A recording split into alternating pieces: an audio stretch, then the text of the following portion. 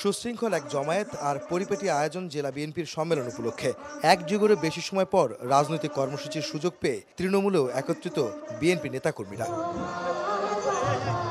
দীর্ঘ 14 বছর পর চুয়াডাঙ্গা জেলা বিএনপির দ্বিবার্ষিক সম্মেলন অনুষ্ঠিত হচ্ছে টাউন ফুটবল মাঠে। উৎসব উচ্ছ্বাসে যোগ দিয়েছেন জেলার সর্বস্তরের নেতাকর্মী। আমার রাজনৈতিক জীবনে এই রকম সম্মেলন, এত জাঁকজমকপূর্ণ সম্মেলন ইতিপূর্বে আর হয় নাই। 16-17 বছর আমরা বিএনপি করি, আমাদের তো কোনো অধিকার ছিল না। এখন আমরা ভোট দিতে আসছি, ভোট দেওয়ার মাধ্যমে যদি নেতা যে হবে সে দেখি কি করতে পারে আমাদের জন্য। দেশ গঠনের জন্য একটা সুন্দর রাজনীতি এবং সুন্দর একটা সংগঠন চাচ্ছি আমরা।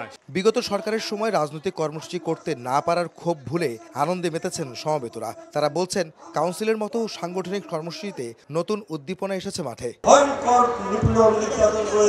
এদেশে হাজার হাজার লক্ষ লক্ষ কোটি টাকা লুটপাট করে দেশের বিরুদ্ধে দেশের বাইরে পাচার করেছে।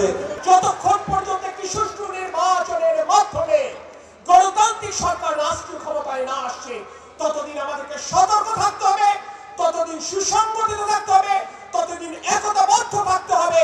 নেতাকর্মীদের দাবি, সম্মেলনের মাধ্যমে তৃণমূল বিএনপি যেমন নতুন নেতৃত্ব পাবে, তেমনি আগামী সংসদ নির্বাচনেও দলের বিজয় নিশ্চিতে ভূমিকা রাখবেন তারা। ইলেকশনের মাধ্যমে বিএনপি সমগ্র এককভাবে তারা জয়ী হবে এবং আমাদের মনের আশা পূরণ হবে। গণতন্ত্র উদ্ধারের জন্য আমরা আমাদের আন্দোলনকে চালিয়ে যাব যতক্ষণ পর্যন্ত আমাদের জাতীয়তাবাদী দল বিএনপি জনাব তারেক রহমানকে ক্ষমতায় না আনতে পারে। দমন পীড়ন, অত্যাচার, জুলুমে আমরা বাড়িতে থাকতে পারি নাই।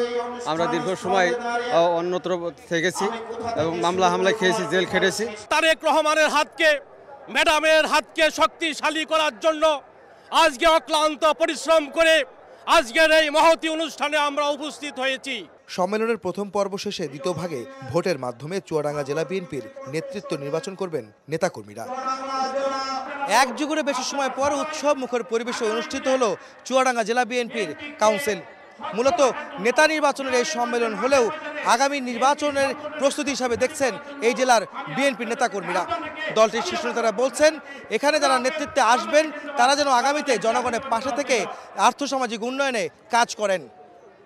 চুয়াডাঙ্গা থেকে আহমেদ সালেহীন, সময় সংবাদ।